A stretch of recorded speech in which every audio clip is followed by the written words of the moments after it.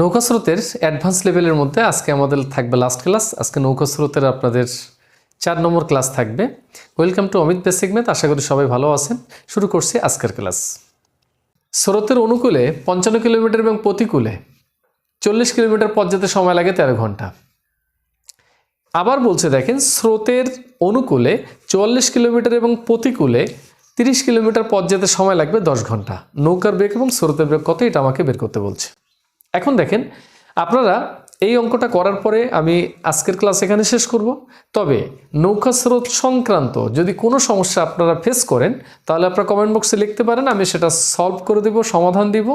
আর যদি কেউ না বোঝেন, নৌকা স্রোতের এই অঙ্কগুলো যদি না বোঝেন অবশ্যই আমাকে বলবেন। আমরা অবশ্যই এর পরবর্তী দিন যে নৌকা স্রোতের আরও একটা যদি পার্ট বাড়াতে হয়, বাড়ায় আপনাদের সমস্যাগুলো সলভ করে দিব। এবং যার যে ক্লাসগুলো দরকার, যে যেটা চাচ্ছেন, যার কোনো চ্যাপ্টারের সমস্যা আছে, এমন যদি কোনো টপিক থেকে থাকে আপনারা কমেন্ট বক্সে লিখবেন, আমি সেটা নিয়ে আলোচনা করার চেষ্টা করব। আসেন, এখন আমরা কি লিখতে পারি? অনুকূলের গতি লিখতে পারি। অনুকূলের গতি লিখলাম x কিলোমিটার পার আওয়ার মনে করি। আর প্রতিকূলের গতি y কিলোমিটার পার আওয়ার, এটা প্রতিকূলের গতি লিখলাম। অনুকূলের গতি x কিলোমিটার, প্রতিকূলের গতি লিখলাম y কিলোমিটার। প্রথম শর্ত মতে 55 কিলোমিটার পথ x কিলোমিটার গতিতে যায় এবং 40 কিলোমিটার পথ y কিলোমিটার গতিতে যায়, যেতে সময় লাগে 13 ঘন্টা। এটা 1 নম্বর সমীকরণ। আবার দেখেন, দ্বিতীয় শর্ত মতে 44 কিলোমিটার পথ x কিলোমিটার গতিতে যায়, 30 কিলোমিটার পথ y কিলোমিটার গতিতে যায়, যেতে সময় লাগে 10 ঘন্টা। এটা 2 নম্বর সমীকরণ। টোটাল পথ 55 কিলোমিটার x কিলোমিটার গতিতে যাবেন, যেতে সময় লাগবে 55/x ঘন্টা। আবার টোটাল পথ 40 কিলোমিটার y কিলোমিটার গতিতে গেলে যেতে সময় লাগবে 40/y ঘন্টা। মোট সময় লাগলো আপনার 13 ঘন্টা সমান 13। ঠিক একইভাবে আমরা এটা লিখেছি। এখন এই দুইটা সমীকরণ থেকে ক্যালকুলেশন করে হয় x এর মান হলে y এর মান আপনাকে প্রথমে বের করতে হবে। সবচেয়ে বেটার ওয়ে হলো সমীকরণ ক্যালকুলেশনের, সেটা হলো অপনয়ন পদ্ধতি। অপনয়ন পদ্ধতি কি? অপনয়ন পদ্ধতি হলো হয় x এর মানটাকে মিল করবেন, না হলে y এর মানটাকে মিল করবেন, মিল করে কেটে দিবেন, দিলে অপনয়ন পদ্ধতির ক্যালকুলেশন হয়ে গেল। বাট প্রতিস্থাপন কি? প্রতিস্থাপন হলো x বা y থেকে যে কোনো একটা মান আপনি বের করে নেবেন, সেই মানটা আরেক জায়গায় বসালেই প্রতিস্থাপন হয়ে গেল। এখন প্রথমে চলে আসেন অপনয়নে আমরা যাওয়ার চেষ্টা করি। অপনয়নটা সবচেয়ে বেটার এবং আপনারা ট্রাই করবেন অপনয়ন পদ্ধতিতে এটাকে সমাধান করার। এখন আসেন, অপনয়ন পদ্ধতি হলো আমরা ন্যাচারালি এটাকে 4 দ্বারা 3 দ্বারা গুণ করলে 120, এটাকে 4 দ্বারা গুণ করলে 120। তার মানে 1 নম্বরকে আমরা 3 দ্বারা গুণ করতে পারি, 2 নম্বরকে 4 দ্বারা গুণ করলে 120 মিলে গেল। আমরা সেটাই করার চেষ্টা করি। লিখলাম না, লিখে একটু 1 নম্বরকে 3 এবং 2 নম্বরকে 4 দ্বারা গুণ করে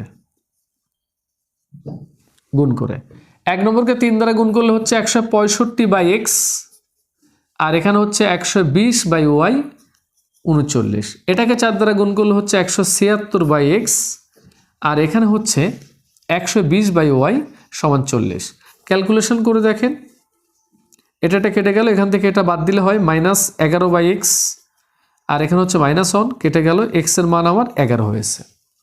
এই মানটা আপনি যে কোনো একটা সমীকরণে বসাইলেই y এর মান পেয়ে যাবেন। আপনি এই মানটা যদি 1 নম্বরে যদি বসান তাহলে y এর মানটা পেয়ে যাবেন। আমি এখানে একটু লিখে দিচ্ছি, 1 নম্বরে মান বসান। 1 নম্বরে যদি মান বসানো হয় তাহলে 1 নম্বর এখানে পাচ্ছেন 55, x এর মান 11 পেয়েছেন, প্লাস 40/y সমান 13 পেয়েছেন। কেটে দিলে এখানে 5 হয়, 5 সমান এই পাশে গেলে 8 হয়ে যায়। 40/y সমান এখানে 8 হয়েছে, y এর মান আমার সব মিলে 5 হয়েছে। এটাই তাহলে x এর মান পেয়েছি আমরা 11, তার মানে স্রোতের অনুকূলে গতি পেয়েছি 11 এবং y এর মান পেয়েছি 5। দ্যাট মিনস স্রোতের প্রতিকূলে গতি পেয়েছি আমরা এখানে 5 কিলোমিটার। এখন এই দুইটাকে একটু ক্যালকুলেশন করলে আপনি আপনার রেজাল্টটা পেয়ে যাচ্ছেন। এখন আসেন, এখান থেকে যেহেতু চেয়েছে আমার নৌকার বেগ এবং স্রোতের বেগ কত, তাহলে অনুকূল মানে আপনারা জানেন নৌকা প্লাস স্রোত, এটা সমান 11। প্রতিকূল মানে আপনি জানেন নৌকা মাইনাস স্রোত, এটা সমান 5। এই দুইটাকে ক্যালকুলেশন করলেই আপনি নৌকা বা স্রোতের মানটা পেয়ে যাচ্ছেন। এখন দেখেন, নৌকা প্লাস স্রোত সমান 11, নৌকা মাইনাস স্রোত সমান 5 কিলোমিটার পার আওয়ার। প্রত্যেকটা জায়গায় আপনি সবসময় গতিবেগে কিলোমিটার পার আওয়ার কথাটা লিখবেন। এটাকে 3 নম্বর সমীকরণ বললাম, এটাকে 4 নম্বর সমীকরণ বললাম। 2 নৌকা 16 হয়েছে, নৌকার মান 8 হয়েছে। এই মানটা আপনি যে কোনো একটা সমীকরণে বসালে আপনি মান পেয়ে যাচ্ছেন, অথবা দুইটা বিয়োগ করলে আপনি রেজাল্ট পেয়ে যাচ্ছেন। তাহলে হয় এই মানটা বসাবেন, না হলে দুইটা বিয়োগ করবেন, করলে আপনার রেজাল্ট পেয়ে যাবেন। তাহলে আজকে এখানে শেষ করছি। সবাই ভালো থাকেন, সুস্থ থাকেন, এবং নৌকা স্রোত সংক্রান্ত কোনো সমস্যা থাকলে অবশ্যই আপনারা কমেন্ট বক্সে জানান। আমি আপনাদের সেই অঙ্কটা নিয়ে ভিডিও দেওয়ার চেষ্টা করব, এবং কারোর কোনো টপিক্সে যদি সমস্যা থাকে আপনারা জানাবেন, আমি সেই টপিক নিয়ে আগেই ভিডিও দেওয়ার চেষ্টা করব। সবাই ভালো থাকেন, সুস্থ থাকেন, এখানে শেষ করছি।